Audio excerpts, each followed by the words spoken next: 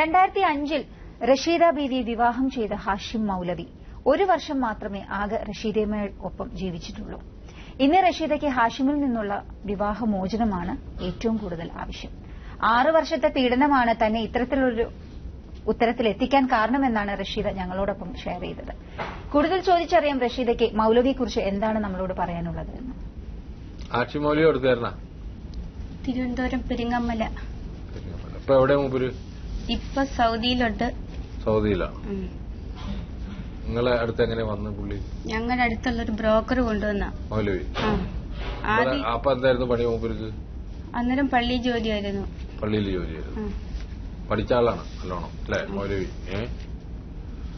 അപ്പൊ അതിനുശേഷം കല്യാണം കഴിഞ്ഞിട്ട് എത്ര കാലങ്ങളൊപ്പം കൂടെ ജീവിച്ചു? കല്യാണം കഴിഞ്ഞ് ഒരാഴ്ച കഴിഞ്ഞപ്പം എന്നെ തിരിച്ച് എന്റെ മൂത്ത ആങ്ങളയുടെ വീട്ടിൽ കൊണ്ടുവിട്ടു. എന്താ കാരണം? അത് ഉമ്മാടെ അനിയത്തിന്റെ വീട്ടിലാണ് കല്യാണം കഴിച്ച് കയറിയത്. അവരുടെ വീട്ടിൽ കൊണ്ടുപോയില്ലായിരുന്നു. ബാപ്പാടെ ആൾക്കാരെ ഒന്നും വിളിച്ചിട്ടില്ല. അത് അറിയത്തില്ല. ആദ്യം ഒന്ന് വിവാഹം കഴിച്ചായിരുന്നു. അത് അറിഞ്ഞെന്ന് വെച്ചാൽ എന്റെ വീട്ടിൽ ഒത്തിരി സാമ്പത്തിക ബുദ്ധിമുട്ടായിരുന്നു. അന്നേരം ആദ്യമേ കല്യാണം കഴിച്ച ആളിനെ ബന്ധം ഉപേക്ഷിച്ചു. അതുകൊണ്ട് സാമ്പത്തിക ബുദ്ധിമുട്ടായതുകൊണ്ട് 60,000 രൂപയും 10 പവന്റെ സ്വർണവും 15 സെന്റ് സ്ഥലമാണ് പറഞ്ഞത്.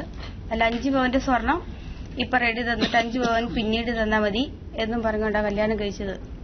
അന്നേരം കല്യാണം കഴിഞ്ഞ് മച്ചാന്റെ ഉമ്മാടെ അനിയത്തിന്റെ വീട്ടിൽ എന്നെ കൊണ്ട് കയറിയത്. അപ്പൊ ഉമ്മ പറഞ്ഞു ആദ്യ ഭാര്യ ഇതുപോലായിരുന്നു. അതായത് ഈ മൗലവിയുടെ ഉമ്മാടെ ആങ്ങളുടെ മകന്റെ വീട്ടില് കല്യാണം കഴിഞ്ഞ് കയറിയത്. അപ്പൊ മറ്റേ ഭാര്യ മറ്റേ വീട്ടിലുണ്ടാവും അറിയത്തില്ല. അപ്പം അതെല്ലാം അപ്പോഴൊന്നും എന്റെയൊക്കെ പറഞ്ഞ ബന്ധമെല്ലാം ഉപേക്ഷിച്ചു. ഞാനുമായിട്ട് യാതൊരു പ്രശ്നമില്ല, എല്ലാ ഏർപ്പാടും തീർത്ത എനിക്ക് 2 കുട്ടികളുണ്ട് എന്ന് പറഞ്ഞു. 2 ആൺപിള്ളേരുണ്ട്. അന്നേരം അവിടുന്ന് അതെല്ലാം കഴിഞ്ഞിട്ട് കല്യാണം കഴിഞ്ഞിട്ട് 5 ദിവസം കഴിഞ്ഞപ്പോ എനിക്ക് ഈ കുട്ടിമാടെ വീട്ടിൽ പോയായിരുന്നു. അപ്പോഴവരെന്റെയൊക്കെ പറഞ്ഞു ആദ്യത്തെ കെട്ടികളും മൊത്തം പൈസയും തൂത്തടിച്ച് കളഞ്ഞു.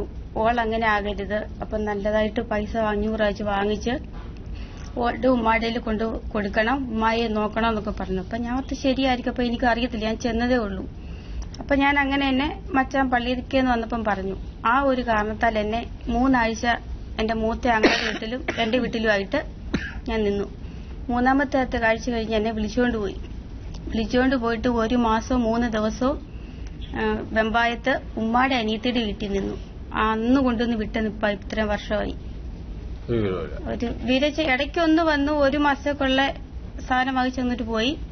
പിന്നെ 2-3 മാസം കൂടുമ്പോ ഒന്ന് വരുമായിരുന്നു. അത് എന്തോ അവസാനമായി വന്നിട്ട് ഇപ്പൊ എത്ര നാളായി? ഇപ്പൊ 6 വർഷത്തേക്കുള്ളാണ്. ഒരു 6 വർഷം അതുക്കുള്ളായി. ഇവിടെ സ്വന്തമായിട്ട് കച്ചവടം ഉണ്ട്. ഈ എല്ലാ വർഷവും നോയമ്പ് റമളാൻ മാസം ആകുമ്പോ എന്നെ വിളിക്കും. സുഖമാണ്, എന്നാ എന്തായാലും നീ എന്നോട് പൊരുത്തപ്പെടണം. ഇൻഷാല്ലാ റമളാൻ മാസം വരുന്നത്, നീ അതുകൊണ്ട് എന്നോട് ക്ഷമിക്കണം. സലാം പറയും. ഞാൻ സലാം അടക്കത്തൊന്നുമില്ല, അനങ്ങാതെ ഇരിക്കും. ഫോൺ എടുക്കും. അങ്ങനെ ഫോൺ എടുത്ത് ഓണാക്കി വെച്ച് എല്ലാം കേൾക്കും. ഞാൻ എല്ലാരെയും കേൾപ്പിക്കും. ഞാൻ മിണ്ടത്തേയില്ല. അപ്പൊ ഞാൻ സംസാരിക്കുന്ന കൂട്ട് കുറച്ചു നാൾ മുമ്പ് എന്റെ അക്ക ഫോൺ എടുത്തിട്ട് ഞാൻ പറയുന്ന രീതിക്ക് വർത്താനം പറയുമായിരുന്നു. അപ്പം എന്നോടായിട്ട് പറയുന്ന പോലെ കുറെ കാര്യങ്ങളൊക്കെ അങ്ങനെ ഞങ്ങൾ കേട്ടു. അല്ലാതെ ഞാൻ ഫോൺ എടുക്കത്തേയില്ല. ഞാൻ യാതൊരു ബന്ധവും ഇല്ല. ഒരു പൈസ ഈ സലാം ചെല്ലല് മാത്രമേ ഉള്ളൂ, കാശൊന്നും അയച്ചില്ല. ചില്ലറ കൊണ്ടുള്ള പരിപാടിയില്ല മൗലവിക്ക് അല്ലേ? യാതൊരു ഇതുമില്ല. എന്നിട്ട് കഴിഞ്ഞ ഒരു കുറച്ചുനാൾ മുന്നേ വിളിച്ചിട്ട് പറഞ്ഞു എങ്ങനെയാ നമുക്ക് ഒരുമിച്ച് ജീവിച്ചു പോകാം, സ്വരുമയെ പോകാം. ഈ അപ്പൊ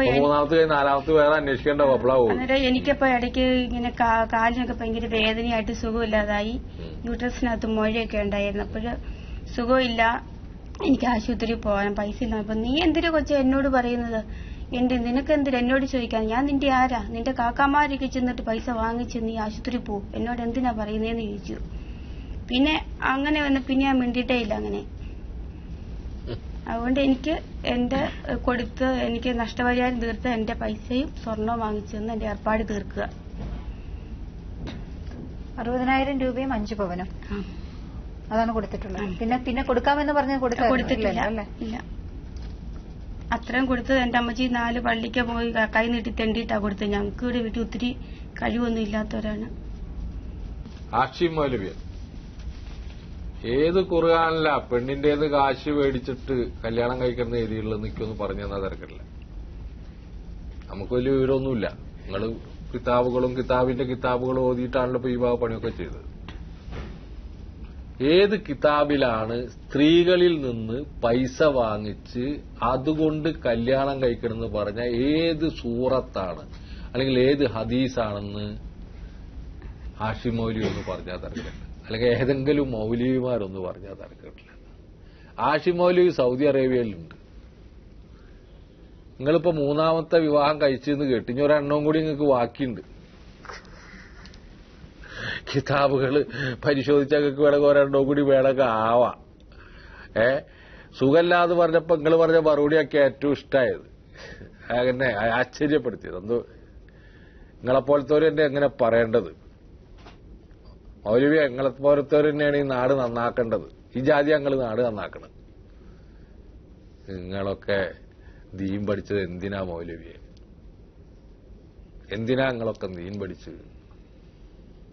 ഈ പാവപ്പെട്ട പെൺകുട്ടിയെ ഏതാനും ദിവസങ്ങൾ നിങ്ങൾ ഉപയോഗിച്ച് എന്നിട്ട് അവരവരെ വീട്ടിൽ കൊണ്ടാക്കി, എന്നിട്ട് നിങ്ങൾ നോമ്പിന് വിളിച്ചിട്ട് പറയും ഈ പൊറുക്കണം എന്ന് പറ. നിങ്ങൾ മനുഷ്യനാ മൗലവിയെ?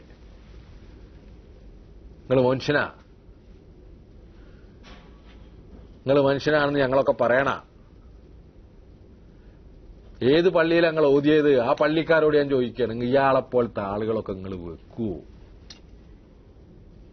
ഇസ്ലാമിന് അപമാനമാണ്. മാനവികതയെ, മനുഷ്യനെ മോചിപ്പിക്കാൻ വന്ന മതത്തില് ഇത്തരത്തിലുള്ള മനുഷ്യർ വരുന്നതാണ് അപകടം. അതിനെ അംഗീകരിക്കാൻ വേണ്ടിയിട്ട് ഒരു പറ്റം ആളുകളുണ്ട് ഇവിടെ. നിങ്ങള് മൗലവി ആ പാവപ്പെട്ട പെൺകുട്ടിയുടെ കാശ് കൊടുക്കുക. അദ്ദേഹം ഓതിയ പള്ളിയിലെ മേലിയാക്കന്മാരോട് എനിക്ക് ഓദിക്കുകയോ ഓതുകയോ ഓദിപ്പിക്കുകയോ ചെയ്ത മൗലവിമാരോട് എനിക്ക് പറയാനുള്ള ആ മോളെ കാശ് മേടിച്ചു കൊടുക്കുക. ഏത് പള്ളിയിലാ മൂപ്പര് ഓതിയിരുന്നത്? തിരുവനന്തപുരം പണക്കാട് പള്ളിയില്ലേ? മണക്കാടാ? മണക്കാട് പള്ളിയിലാ? നിങ്ങൾ ആ പൈസ മേടിച്ചു. ആരുമില്ലാത്ത പാവപ്പെട്ട പെൺകുട്ടികളെ റോട്ടിലേക്ക് വലിച്ചെറിഞ്ഞ് സൂക്കേട് വന്നിട്ട് കഷ്ടപ്പെട്ട് ഇരിക്കുമ്പോൾ ദീനിന്റെ പേരും പറഞ്ഞ് ആളുകളെ പറ്റിച്ച് നടക്കണ ഇത്തരത്തിലുള്ള ആളുകളെ നിങ്ങൾ പിടിച്ചുകൊടുന്ന് കാശ് വാങ്ങിച്ചു കൊടുക്കണം. കടം വീട്ടാൻ എന്നെ കല്യാണം കഴിച്ചത് പറഞ്ഞു. എനിക്ക് വേറെ നിവർത്തി. കടം വീട്ടാൻ കല്യാണം കഴിക്കുക ഏത് ഇസ്ലാമിലാ? 3ാമത് കല്യാണം കഴിച്ചത് കടം വീട്ടാനാണോ? എത്ര കഴിക്കുക? നിങ്ങളൊന്നും നമുക്കൊരു പരിഗണനയുള്ള ആളല്ല. പറ്റിക്കുകയാണല്ലേ. അതിനെ കൊണ്ട് 6 വർഷം മുന്നേ ഞാൻ മധുര മെഡിക്കൽ കോളേജിൽ കൊണ്ടേ ഓപ്പറേഷൻ ചെയ്ത. ഇവിടെ നിന്ന് രോഗം തിരിച്ചറിയത്തില്ലായിരുന്നു. നമ്മൾ വിശ്വസിക്കുന്നപ്പോ ഈ എല്ലാ വിഭാഗങ്ങളിലും ഇപ്പൊ പള്ളി 1 മാസത്തിനുള്ളിൽ വിളിച്ചോണ്ട് പോയേക്കാന്ന് പള്ളിക്കാരുടെ മുൻപാകെ എഴുതി ഉപ്പ് വെച്ചിട്ട് പോയതാ. 1 മാസത്തിനകം വിളിച്ചോണ്ട് പോക്കോളാൻ പറഞ്ഞു. അത് കഴിഞ്ഞ് അതിന് അസുഖം വന്നു കഴിഞ്ഞാൽ എന്റെ തള്ളയ്ക്ക് നിവർത്തിയില്ല. അവർക്ക് ഹാർട്ടിന് സുഖമില്ലാത്ത സ്ത്രീയാ തള്ള. അത് കഴിഞ്ഞ് എന്റെ കൂടെ വന്നതാ. 6 വർഷമായി എന്റെ കൂടെ നിൽക്കാൻ തുടങ്ങിയിട്ട്. നിങ്ങളെവിടെ വീട്? ഞാൻ മേരിയോളം കട്ടപ്പനയ്ക്ക് ഇപ്പുറത്താ താമസിക്കുന്നത്. ശരി മോളെ, തീർച്ചയായിട്ടും പരിഹാരം ഉണ്ടാവും കേട്ടാ. അതിന് കിട്ടാനുള്ളത് മേടിച്ചു കൊടുത്ത അതിന്റെ ബന്ധം നിർത്തി കൊടുത്തു. ആയിക്കോട്ടെ, അത്രയും ഒരു കാര്യം ചെയ്തു. ആയിക്കോട്ടെ. സ്വദേശത്തും വിദേശത്തും കാണാതാകുന്നവരെ തേടിക്കൊണ്ടുള്ളൊരു യാത്രയാണ് പ്രവാസ ലോകം നയിക്കുന്നത്. ഇത് തികച്ചും സൌജന്യമാണ്. കാണാതാകുന്ന ആളുടെ ഫോട്ടോ അയയ്ക്കുക. അയക്കുന്ന ആളുടെ വിശദമായ ടെലിഫോൺ നമ്പറും അഡ്രസ്സും സഹിതം ഞങ്ങൾക്ക് എഴുതുക. എഴുതേണ്ട വിലാസം: പ്രവാസ ലോകം, കൈർലി TD, കൈർലി ടവർ, പാളയം, ട്രിവാൻഡ്രം 34. ഞങ്ങളുടെ ഹോട്ട്ലൈൻ മൊബൈൽ നമ്പറുകൾ: കേരളം ഇന്ത്യ, റഫീഖ് റാവുത്തർ 9847920104. ഞങ്ങളുടെ ഇമെയിൽ അഡ്രസ് pravasaloகம்@gmail.com. നമ്മുടെ സഹോദരിമാരോട് ഒരു വാക്ക്: ജീവിക്കുവാനുള്ള മോഹം കൊണ്ട്, മക്കളെ പോറ്റുവാനുള്ള അതിമോഹം കൊണ്ട്, ഒരു കുടുംബ സുരക്ഷയ്ക്ക് വേണ്ടി വീണ്ടും വീണ്ടുമുള്ള ഒത്തുതീർപ്പിന്റെ തത്രപ്പാടിൽ എരിഞ്ഞടങ്ങുന്നതിന് മുമ്പ് ഒരു പുനർചിന്ത കൂടി ഉണ്ടാവണം എന്ന ഓർമ്മപ്പെടുത്തലോടെ ഈ ആഴ്ചയിലെ UAE എക്സ്ചേഞ്ച് പ്രവാസ ലോകം ഇവിടെ പൂർണ്ണമാകുന്നു. അടുത്ത ആഴ്ച നമുക്ക് വീണ്ടും കാണാം. നന്ദി, നമസ്കാരം.